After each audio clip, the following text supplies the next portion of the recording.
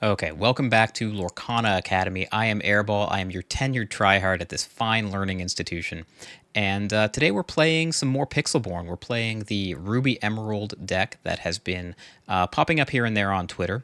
It is based on evasive creatures. And I have to say, and full disclosure, this is future Airball. I have already played the games that you're going to see in this video. I know how they go. I'll try not to spoil them, but I will say the deck is absolute gas. I played probably 10, 11, maybe 12 games with this deck, and I think I only lost a couple in the entire time I was playing. And the deck impressed me with its resilience and ability to win in a bunch of different ways in a bunch of different matchups. And the reason for that, I think, is because instead of playing like the control deck I played in the last episode of this series, this is much more of a classic mid-range deck. It definitely has a proactive game plan. It's trying to win with evasive creatures and beat your opponent at 20 lore, but it doesn't have to do it fast like an aggro deck, and it doesn't have to do it slow like a control deck. You have the tools to tweak how you play your game depending on the matchup. So normally mid-range decks are like the hardest type of deck to play in card games because you have to make that decision about who the beatdown is, who needs to win quickly, like whether your job is to keep the game going longer or whether your job is to end the game sooner. And that is a tricky decision to make. It rewards knowing what else is in the format. It rewards being able to figure out quickly what your opponent is playing and how that matchup is supposed to play out. But if you can, you will be rewarded for that.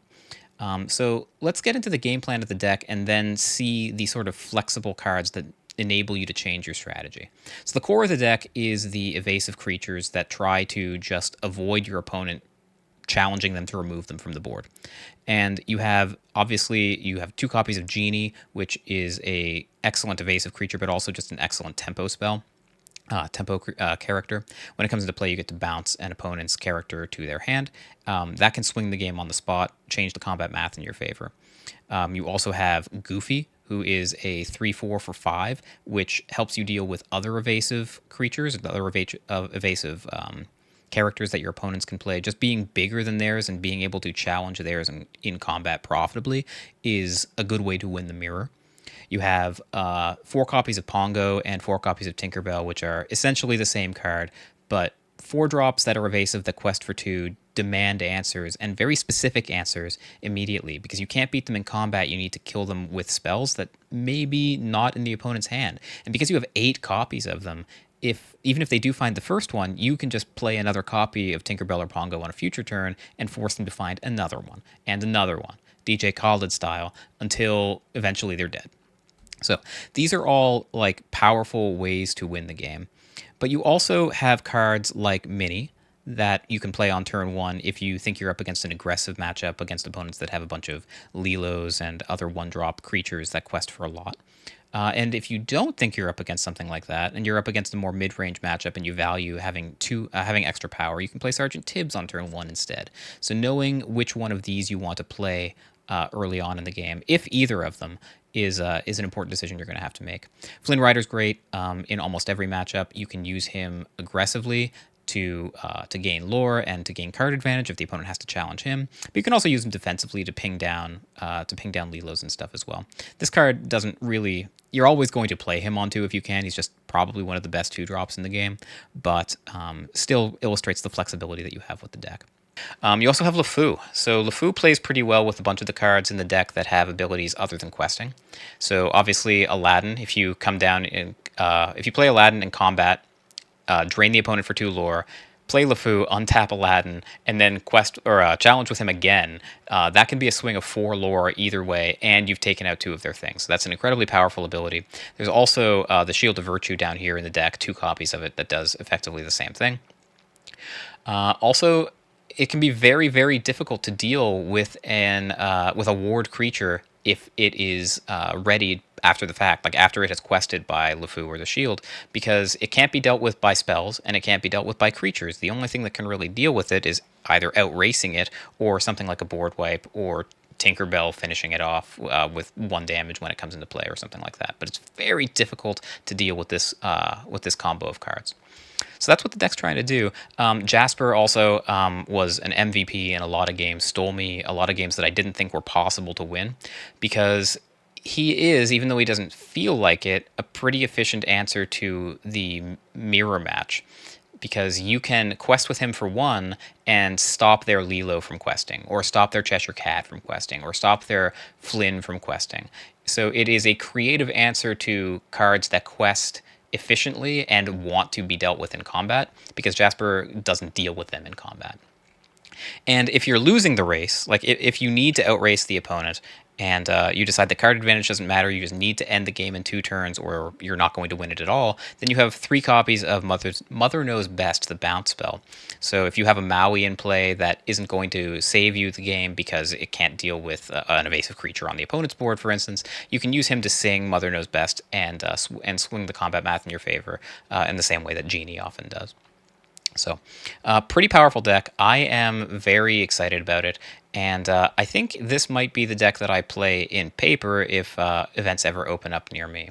And if you have events that are opening up near you and you also want to play a deck like this in paper, you should head on over to our sponsor, Coolstuffinc.com, and you can buy all of these cards with our code Academy at checkout, which will get you 5% off your order. But I'll be real with you, more important than saving you 5% off your order is letting Cool Stuff know that you came from us and that this content is worth supporting. So if you want to see more of this content, you should do that. But failing that, definitely like and subscribe and let me know in the comments below that this is the kind of content that you want me to prioritize, because I like making it, but our team has a lot of stuff to do. So we need to know which content to put our effort into. And if you want it to be this, like I do, let us know, because that is valuable feedback. So I hope you enjoy the games that are coming up more than I did when I was fighting with OBS to make sure that they didn't get eaten. And yeah, I will see you guys on the other side. Okay, so here we are on the draw. I think with all the aggro floating around, it's really important to keep a 1-drop creature to deal with them. I think Aladdin is kind of uninspiring. I think I'd rather play Cheshire Cat, but I guess on the draw maybe Aladdin's better. Don't want this LeFou right away. Don't want this shield right away. So I think it's just a choice of which 3-drop I want. I think Cheshire Cat has higher upside if we do happen to be up against control or something. All right, our hand got a little bit more expensive, so we'll have to make some decisions about how we play here. But it doesn't look too bad. Opponent inks an Aladdin and starts with Sergeant Tibbs. So possibly some mirror match action. If we're on the draw, then that means trades are good for us, which means I think I want a 1-drop creature in play. I also want to be able to race, so Cheshire Cat seems important. Hans walks into their Maui if they have it, so that's probably the one to get rid of right now.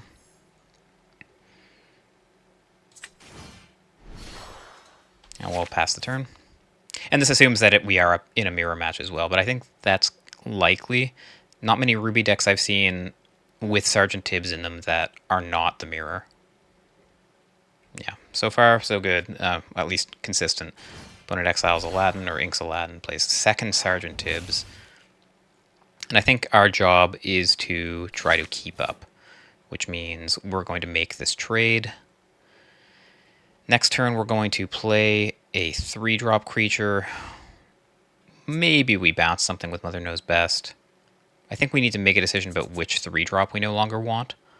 Our hand has pretty good top end, and I think we might actually just win the long game here, so I want to keep the creature or the character that's most likely to be able to deal with their board. So I'm going to ink this Cheshire Cat and play Aladdin next turn if nothing changes. And we'll trade these Tibbs and pass. This Mother Knows Best will also have a pretty good target, probably, like bouncing one of their 4 or 5 or even 6 cost creatures. Ooh, okay, so it is Ruby-Amethyst, but not control, or if it is control, it's a control build that favors Tibbs. So that's new to me. Okay, so no mirror here. Maleficent, yeah, maybe this is just a control deck. If nothing else, we need to be worried about the possibility of Dragon's Fire and be prepared. Tinkerbell lines up well with Dragon's Fire, doesn't line up so well with Be Prepared. Maui, also not great. I don't know what we're up against is the problem. Like, I can't be sure that this is a control deck. Since I'm not sure, I think I'm going to ink this Tibbs, and I'll play Aladdin here. Take advantage of the fact that they've gained some lore already, and this Aladdin will just trade with something, probably. Again, 1-for-1 trades, if they're a control deck, are not really outstanding for us, but it does make their eventual board wipes worse. Opponent's firing on all cylinders. They don't choose to sing the friends on the other side with Maleficent, instead opting to use ink for that. Which is interesting. Means they don't want to expose their Maleficent to my Aladdin. Or they just had two and they were planning on singing it with the Maleficent the second time. Yeah, that makes sense too. Opponent has had a pretty good draw. Magic Broom. So this is just like Ruby-Amethyst mid-range. Interesting. So, given that we know they have friends on the other side, I think we're interested in getting rid of this Maleficent to make sure that they can't sing it for free next time. And we're almost out of inkable cards in our hand, which is kind of terrifying. I don't really want to bounce anything of theirs yet, so let's play this Maui as ink, and we'll play this Tinkerbell, and hope that they're just sitting on Dragon's Fire here that won't be able to do anything. We played against this like it was the mirror match, and ended up walking into, yeah, basically just Ruby-Amethyst good stuff at this point. Yeah, this is going to be tricky.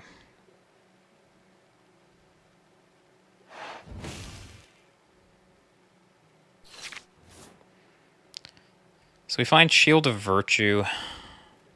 We have to be a little concerned. Well, I guess we have to be a little concerned about Big Elsa getting shifted onto this one.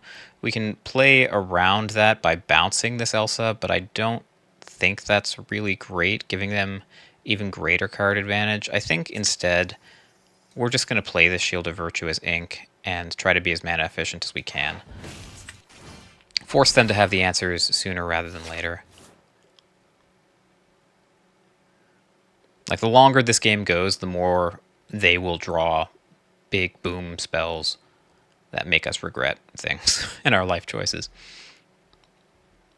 So we are the beatdown. We are trying to end this game quick. Mickey Mouse. Yeah, this is just weird. The deck doesn't seem to have any like cohesive plan beyond just like play good cards in these colors. Rafiki doesn't deal with Tinkerbell here.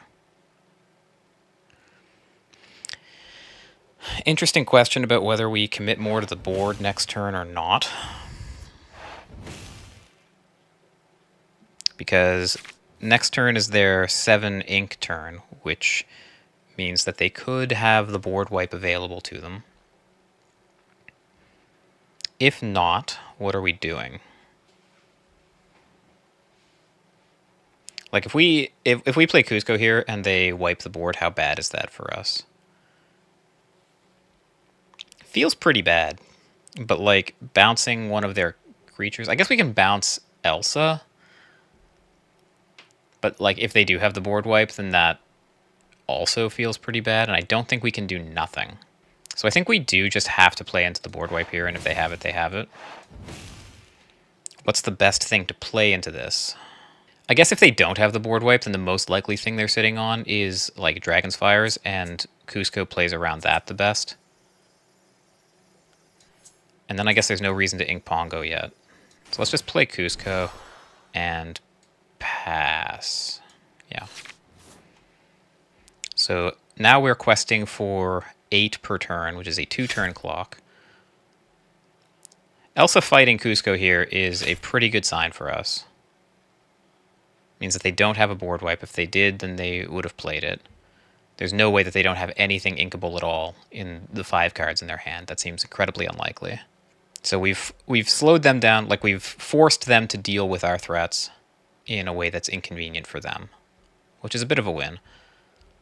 But if they are able to deal with our board, we might not be able to rebuild. So it's a bit of a race.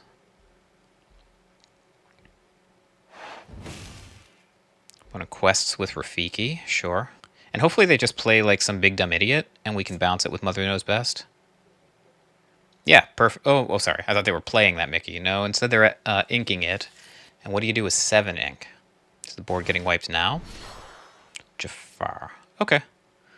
Jafar is a tasty target for Mother Knows Best. Unfortunately, we drew Pongo, which does not let us efficiently do that.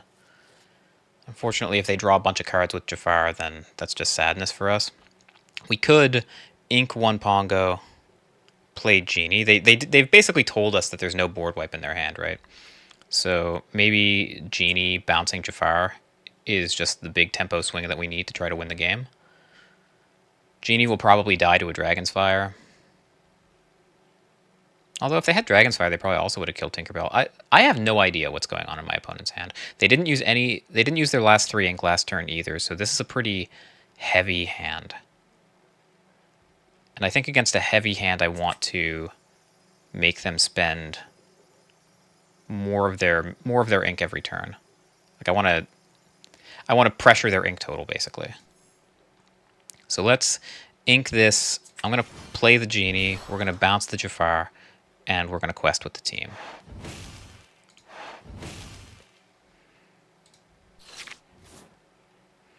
Now we're at 12, and we're questing for 7. So 1 short of lethal.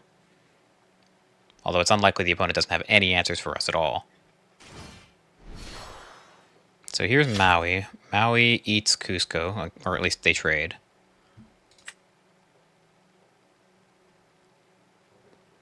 I guess a few Mauis in their hand makes sense.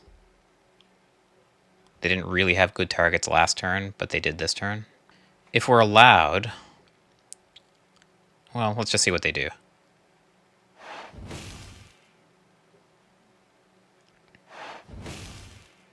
Quest up to 8, and they say go. Huh. So if we double quest here, we go to 16. We're threatening lethal. We can play Pongo and bounce one of their things. I was going to say it would remove Big Elsa as an out for them. We can also try to, like, play the control-y role and, like, fight Elsa with the Genie. I think I'm going to go for it. Like, if they have a board wipe, they've camouflaged it very well to this point. And if they have 1 piece of removal, then playing Pongo here helps with that. Like, playing Pongo wins the game through 1 piece of removal. They need to have 2. And am I bouncing something to their hand? I think no, right? Like the only way they win this game from here is if they have a board wipe, and if they do, then bouncing Rafiki to their hand is helpful to them. So I think I actually just pass. And I did make a sequencing mistake there, right? Like, if I should have made the decision about whether I was going to play this before I inked the shield. Okay, so Elsa will tap down 2 things, because we'll still get to quest with 1 more thing next turn.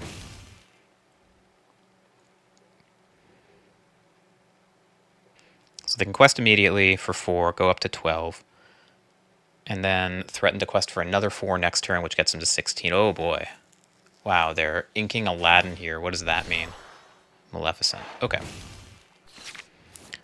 So that puts a total of 5 in play, so it's still a 2-turn clock. They've still shown great difficulty in dealing with our stuff. Bouncing Elsa doesn't seem productive. Tinkerbell seems great. Bouncing Maleficent, like, is probably something they actively want. They want to find another way to cast a board wipe if they have it. If they have a second Elsa, it's not good enough, right? So I think we just quest with Tinkerbell here. Present lethal as is, and I don't actually think we do anything. They need to kill all 3 things, and they've shown no ability to do it yet. Only thing that hurts us is a board wipe, and I don't want to play Tinkerbell into a board wipe. So I think I'm going to pass. Yeah, I think we just pass.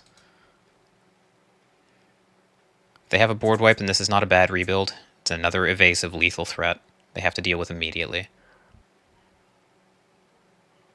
And we got there. Nice. Okay. So, yeah, that was a weird game. Like, we played as though we were playing against the mirror early on, found out that we weren't, still, like, and then, like, tried to turn the tide by playing against them as though they were control, but then they turned out to not, like, be super control either. It was just, like, good cards. We just won a mid-range matchup, I think, by honestly outplaying our opponent. So, yeah, that's a pretty good win. On to the next one. Okay, so here we are on the play. We have a 1-drop to deal with aggressive decks. I think we send back 7 Ink Aladdin almost every single time. Jasper's great. Cusco's great. I don't really want to get stuck on Ink. LeFou I'm not a huge fan of in my opening hand. Honestly, I'm just not a fan of 3 Ink Aladdin at all. I think I'm okay with this. Alright, well, kind of just ended up with a bunch of the same crap.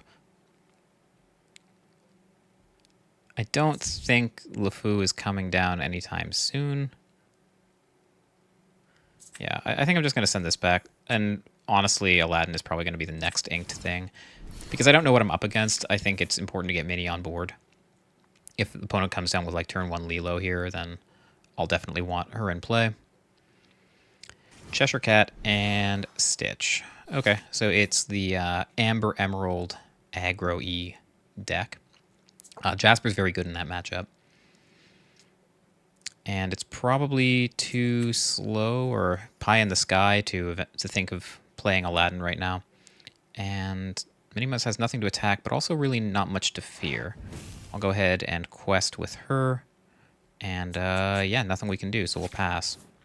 Next turn, we definitely want to play Jasper, but it will be an open question about which 4-drop we want to use for ink, unless we draw something off the top that we definitely want to ink. Flynn Rider. Okay, so Flynn Rider kind of indicates to me that we're supposed to be racing in this matchup. Because beating Flynn through combat is not the easiest thing in the world to do. So if we're trying to race, do we want Tinkerbell more or do we want Hans more? Well, I guess the fact that we drew second Tinkerbell makes the decision pretty easy. We can just defer that choice until next turn. I don't really think I want to Mother Knows Best any of their early plays. I think I'm fine questing with Minnie here. And yeah, we'll just play Jasper. Pass the turn. Every turn, Jasper will effectively blank the advantage that they have from Flynn. So we don't need to fight it if we can just stop it from questing. Cheshire Cat's also a pretty good quester. This race will be tricky.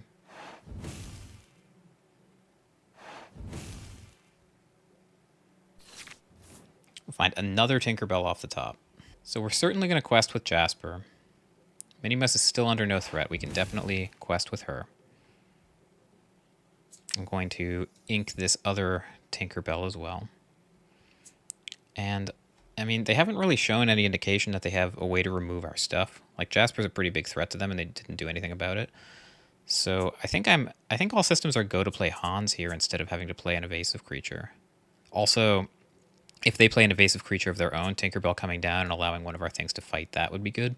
So let's just go ahead and play Hans, quest with Jasper, and I guess if Cheshire Cat's not, like, questing, he's not really doing anything. He doesn't even have any power. So he's kind of effectively blanked. Depending on what they do here, it might be right next turn to Mother Knows Best. Maybe, maybe not. Wow. Holy crap. Holy crap! Wow. Okay. That's a problem. So they're questing for 2, 4, 6, 8, 10, 11 next turn, up to 18. It's not as bad as it looks, because we do get to stop 2 of that. And we can bounce something to their hand. Holy crap. We could have Hans sing Mother Knows Best, bounce the Cheshire Cat to their hand, and then quest with Jasper, stop Lilo. They'll gain 2, 4, 6, 7, up to 14, and even just what they have on board is lethal. I think we just need to get this Jasper in play. Man, that's brutal. All right, well, we're definitely doing this. I think there's no choice here. We have to bounce Cheshire Cat, quest with Jasper, stop Lilo from questing, and I guess there's no reason to turn Tinkerbell into ink. And I don't want to expose Minnie to getting eaten by Stitch, because her job is definitely going to be to eat a Lilo next turn. Oh boy.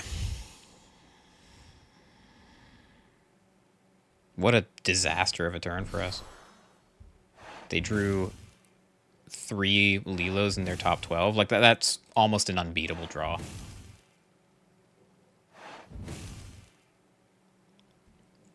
They're up to 14, and can we find a way out? We can eat 1 Lilo. That seems forced. We can stop 2 others from questing. They have a Cusco. So these 3 things are dealt with, and they'll still gain 3, 5, exactly 6. So Hans is also going to have to eat something.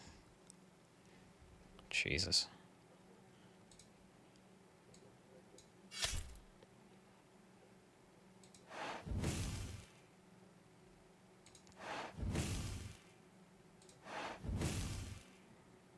Oh crap! Which one did I target?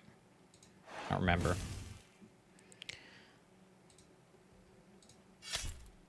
I think we just need to play the biggest creature out that we can, because anything we do is going to be... Like, we're not going to win next turn. We just need to get their board under control. And they're still going to gain 4 here up to 18. How about another Lilo? How about all 4 Lilos in the top 13 cards? How's that?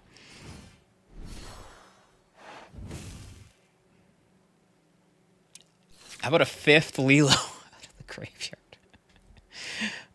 I mean, you know, sometimes the game just deals you a game over, you know? I don't think there's any conceivable way out of here, right? We stop these 2 from questing. Can fight Cusco, maybe, but yeah, this is just over. Holy crap. I mean, that is an unbeatable draw. Okay, here we are on the play. I don't want a Shield of Virtue in my opening hand. I'm not really a big fan of LeFou in my opening hand, certainly not 2 of them. Tibbs will be a good turn 1 play. I like having Jasper. I think Genie's a little too expensive to keep around. Maui's nice as, like, ink insurance, and I think, or rather, LeFou is nice as ink insurance. I think I'm fine keeping him around just to turn into ink. Yeah, let's just do this. Okay. Definitely want to play Tibbs on 1 just in case they have an aggressive deck. Given that we have another 3-drop already, it's probably right to ink Aladdin here. I also am strongly considering inking LeFou, and that will probably happen at some point this game. But I want to make sure that my curve works out, and playing him on turn 2 is not the worst thing in the world. Opponent inks a Moana and says go. We find Flynn Rider, which is a much better 2-drop, and now all systems are go to ink this LeFou, I think.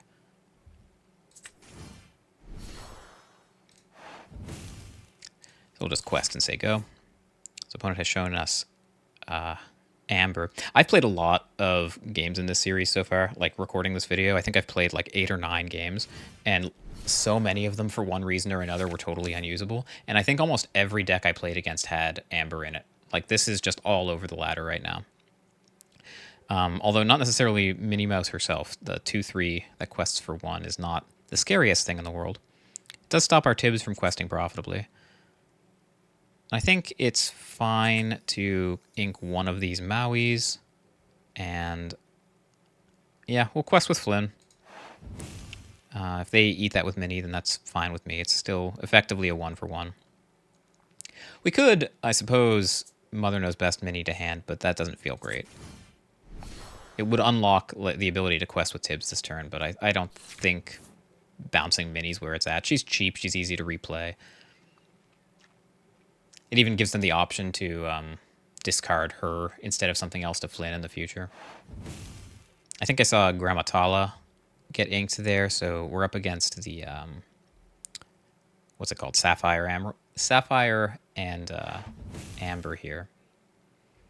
So probably some ramp, which makes the bounce spells even less effective because they'll have the ink to be able to replay almost anything. Probably just want to play a 4-drop here in the form of Hans. And I think I'm just going to quest with Jasper. I said I'm going to quest with Jasper. And I think I'm going to stop Mickey, because he doesn't want to fight anyway. And how do we feel about Tibbs? I feel like Maui's going to come down on a future turn, and that's going to make it safe for him to quest in peace in the future. Yeah, I mean, we also have the option of like playing LeFou and saving Tibbs that way, but I think that's much worse than just having a Hans on board. So now Mickey can't quest. Minnie can, but meh. We're way ahead in this race. Depending on what they do, it'll probably be a pretty good idea to Mother Knows Best here. They do choose to Minnie killing Flynn, and they discard what they did. Mickey does choose to fight, putting a grand total of 1 damage onto Jasper. And we have another Mickey, so not really a whole lot of great bounce targets for us.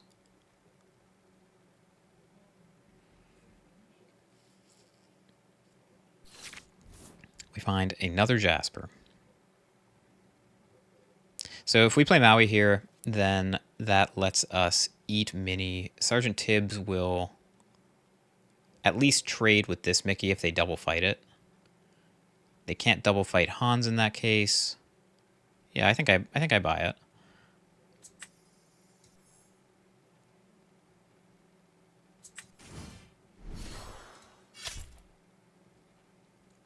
We don't have that LeFou anymore to like ready Maui and attack twice in the same turn, but I think that's fine. I think we're doing okay. And I definitely don't want to bounce any of this stuff to their hand. It's too easy for them to just replay. And yeah, sure, that Mickey can't quest. I guess it should have actually been this one, but probably doesn't matter too much. Because this one definitely doesn't want to fight, right? So if we can stop it from questing, then it basically is just a dead piece of cardboard. Opponent hits the ever-important 7th ink, and let's see what they've got for us. Rapunzel, okay. So that was pretty good. That saves 2 damage, draws 2 cards, and makes it so that this Mickey can still fight Jasper without dying. And opponent is way ahead on cards right now, and on ink. They're just not ahead on board, so we need to close this game out quickly because otherwise they will take the game over. What are we questing for here? 1, 2, 3, 4, 5, putting us to 16. Yeah, all right. Fight, and let's just go on some quests together. I don't want... I guess Mickey's the one that wants to fight the most, so we'll stop Rapunzel from questing. She also just quests for 2. And if I quest with Tibbs here, he will die to Minnie Mouse, but he will put us to 16.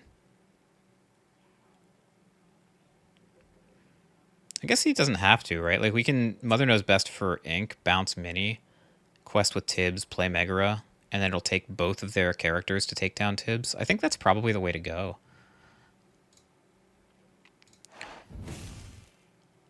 Honestly, though, I'm not super concerned. I think this is okay. I'm just going to play Meg here. And, sure. Keep this in hand for something big and scary that they might play here.